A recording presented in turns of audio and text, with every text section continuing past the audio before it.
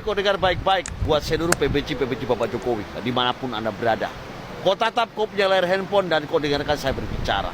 Dan kalian bisa cek ya di saya punya VT seperti apa jalanan ini sebelum dibangun jembatan oleh Bapak Jokowi.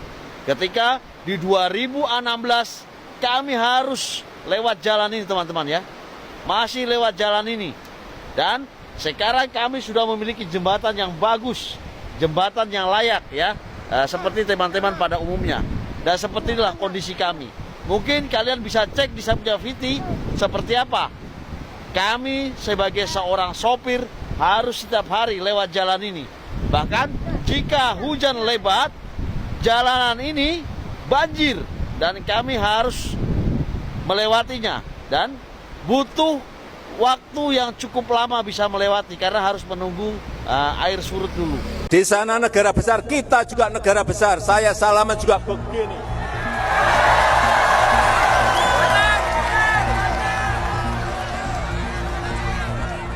Dengan negara-negara Eropa, kita juga tidak menunduk-nunduk. Salaman juga begini. Kali ini saya bicara sedikit lebih serius karena baru beberapa waktu yang lalu pagi ini sekitar 9.50-an lembaga rating internasional di Hong Kong yaitu Fitch Rating baru saja mengumumkan bahwa Indonesia kredit ratingnya tetap tetapi outlook-nya menjadi negatif. Nah, ini adalah outlook negatif itu menandakan bahwa kita diingatkan kalau tidak ada perbaikan 12 sampai 24 bulan ke depan, maka rating kita akan diturunkan dari BBB menjadi BB plus yang artinya ya itu sudah menjadi junk negara yang mau tidak mau nanti akan ditinggalkan. Investor akan keluar, tapi perlahan-lahan kita akan merasakan surat utang kita itu kualitasnya akan turun. Artinya orang yang mau beli itu akan minta yield-nya lebih besar, bunganya lebih besar, dan kemudian ya harganya akan turun. Artinya kualitas utang kita ini kan berbahaya. Nilai rupiah juga bisa jadi sangat tertekan. Nanti bisa tembus itu 17.000 itu. Apalagi dunianya tidak sedang baik-baik saat ini. Harga minyak dari 60-an sudah jadi 80-an. Ini gimana ke depannya? Pasti harus kita pikirkan. Bisa nggak ya pemerintah kita nih ngatasin dalam 12 sampai 24 bulan ke depan? Gimana menurut kalian? Ya kalau mau caranya sebenarnya sederhana, harus jujur. Pemerintah tuh harus jujur dan harus berani menahan diri. Artinya apa? Spending yang nggak perlu jangan dulu. Jangan mengambil risiko yang berlebihan. Kayak sekarang nih koperasi merah putih. Itu kan bagus banget kalau memang bisa jalan. Tapi kan namanya koperasi dari atas. Dan ini kan baru mulai. Kalau baru mulai nggak bisa langsung berhasil. Jadi jangan sampai ingin menggantikan Alfa Indomaret yang sudah menciptakan pekerjaan sekitar jutaan orang itu. Lalu kemudian udah kalau itu jadi langsung ganti. Ya nggak gitu. Sama-sama hidup, bersaing itu bagus. Nanti akan terjadi kekuatan. Kalau segala sesuatu yang monopoli itu biasanya hancur tuh. Ini saya ngomong dari teori bisnis, ilmu bisnis yang saya kuasai. Nah, lalu kemudian pemerintah juga jangan spending sembarangan. Ketatkan ikat pinggang. Dan disitulah kita akan bisa memperbaiki hidup kita. Karena tekanan ini juga ke rupiah. Nanti saham itu akan semakin turun, terdesak. Memang ratingnya ini adalah rating surat utang. Tapi kan menyangkut investasi, menyangkut soal saham, dan akhirnya negara kita ditinggalkan. Ini sudah beberapa kali lembaga rating mengingatkan, karena ini adalah outlook. Jadi peringatan ini hendaknya kita sikapi dengan bijaksana. Bagaimana menurut kalian? Halo, selamat malam saudaraku sebangsa dan setanah air. Parah ini kepemimpinan Prabowo ini, benar-benar.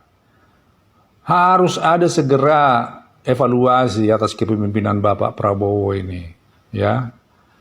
Dan kemudian secara besar-besaran melakukan reshuffle kabinet itu, kurangi itu karena di sana semua penyakitnya.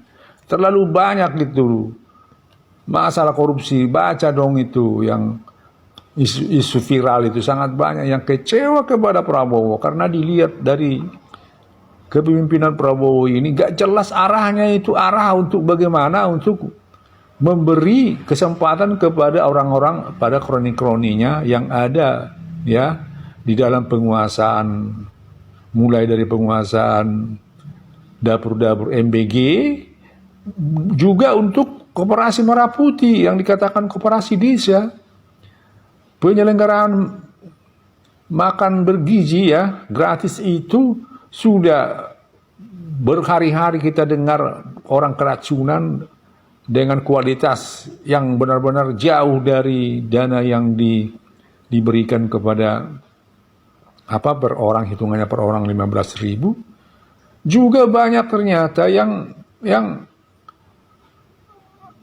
ada lagi sinyalemen dapur-dapur yang dikamuflase, dapur-dapur yang fiktif.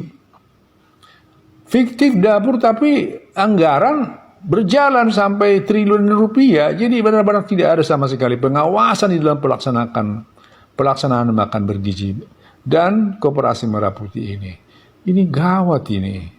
Sudah di daerah orang dengan makan bergizi dengan peranan dapur-dapur makan bergizi gratis ini udah mematikan para pedagang yang selama ini, kantin-kantin sekolah yang selama ini bergerak.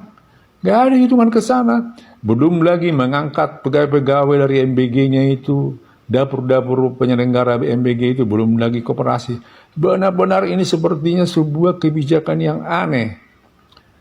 Seolah-olah membentuk sebuah pembentukan suatu kelompok tertentu, kelompok bagian dari negara di dalam negara. Tanya, Ustadz, aduh berat lah ya panggil Ustadz, panggil aja Gantur, Bro Gantur. Dia tanya gini, hebat mana antara Pak Prabowo dengan Pak Jokowi? Ya ini jawabannya dari saya nih ya, ini lewat Vicky lagi saya jawab. Ya menurut saya ya tentunya dia hebat, jauh lebih hebat Pak Jokowi. Bukan hebat Jokowi, tapi jauh lebih hebat daripada Pak Jokowi lebih hebat. Kita flashback puluhan tahun ke belakang.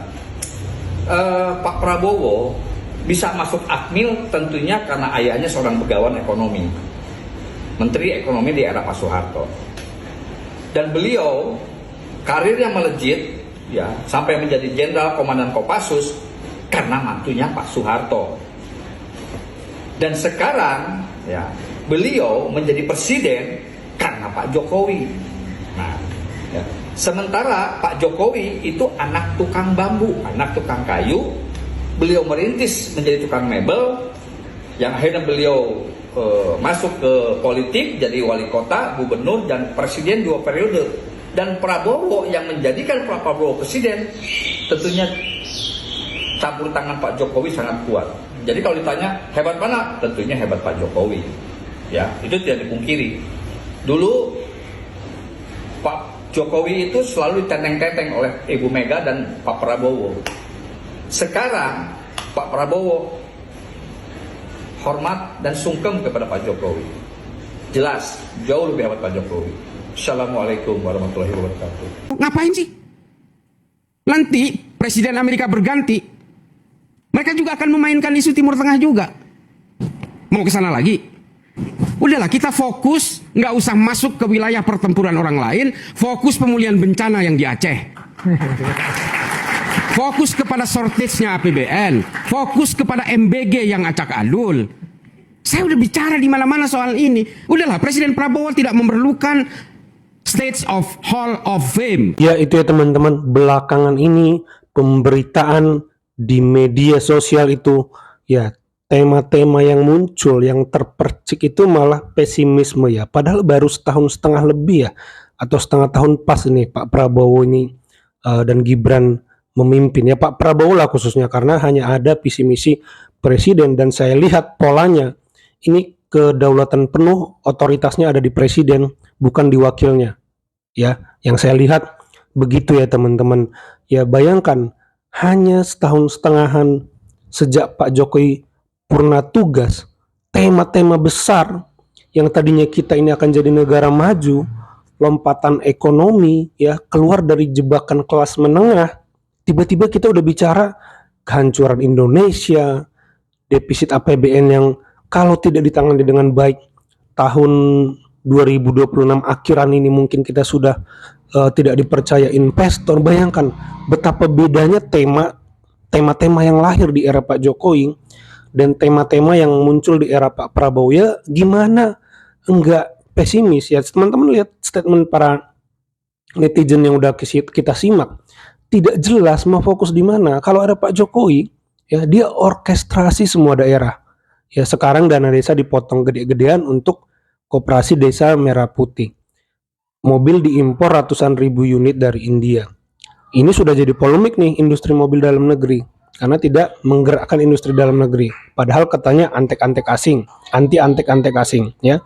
Lalu yang saya bingung begini, koperasi itu kan biasanya iuran anggota, nanti anggota bisa minjem. Jadi dari anggota untuk anggota lah, ini dibikin koperasi tapi konsepnya ingin menyaingi Indomaret. Mereka lupa kalau mereka berharap menyaingi Indomaret, mereka akan menyaingi juga warung-warung kecil di desa. Ya, ini jadi sebenarnya kompleks dan tidak apa ya, tidak terlihat jelas juga apa sebenarnya sasarannya dari koperasi seperti MBG lah. Sasarannya sebenarnya pemenuhan gizi total pada anak sekolah atau membuka lapangan kerja. Ya, tujuan utamanya membuka lapangan kerja atau gizinya.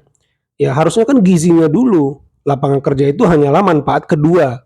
Nah, ini kan yang mendorong kita dirubah itu. Pola-polanya wajar dong kalau pekerjaan awal itu dievaluasi dan dirubah-rubah. Itu wajar, tapi sepertinya pemerintah anti kritik dan tidak mendengarkan bahwa ya jumlah makanan, jumlah kalori, jumlah protein segala macam yang tersedia di piring anak-anak itu tidak maksimal.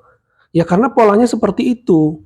Bisa nggak dirubah dari kantin sekolah aja agar jumlah kalori protein itu bisa benar-benar ya kalau 15.000 ya 15.000 di piring anak-anak. Ya polanya dirubah biar efisien, efektif. Tidak mungkin tidak perlu pakai SPPG seperti sekarang. Bisa nggak lewat orang tua? Ya bagaimanalah caranya biar maksimal di piring anak-anak, biar mantep gitu loh. Wajar dievaluasi, tapi sepertinya tidak ada arah-arah evaluasi, malah puluhan ribu yang keracunan. Itu hanya ya ini anak manusia lah yang keracunan, tapi itu hanya kata Pak Presiden. Jadi gimana kita nggak pesimis ya? Beda dengan era Pak Jokowi, kita terpercik nasionalismenya. Ada yang coba-coba ganggu Indonesia, Pak Jokowi ya. Waktu itu kalau nggak salah Natuna ya, naik kapal perang ke sana. Coba bayangin gimana kita nggak, kecintaan kita pada Indonesia tumbuh gitu. Gimana kita nggak terpercik nasionalismenya? Bayangkan presiden kita naik kapal perang ya, melawan ya cyber ya yang diluncurkan oleh negara orang lain ya, Cina misalnya. Padahal Cina itu mitra dagang Indonesia loh. Tapi di manage dengan baik oleh Pak Jokowi. Ya tapi soal kedaulatan mohon maaf gak bisa diganggu gugat. Kan begitu. Tapi Pak Prabowo belum apa-apa udah menghadap Donald Trump. Ya ampun Pak, urusan dagang mas serahin aja lah ke Menteri Perdagangan, gak perlu sampai-sampai, atau Menteri Luar Negeri gak perlu sampai nyalam-nyalamin Donald Trump. Maksud saya begitu, gak usah terlalu takut. Mahkamah Agungnya Amerika ngebatalin tuh tarifnya Donald Trump. Sekarang Donald Trump sudah digoyang dari dalam negerinya sendiri, gitu teman-teman. Dan tidak dipercaya juga oleh DPR-nya, sudah mulai digoyang.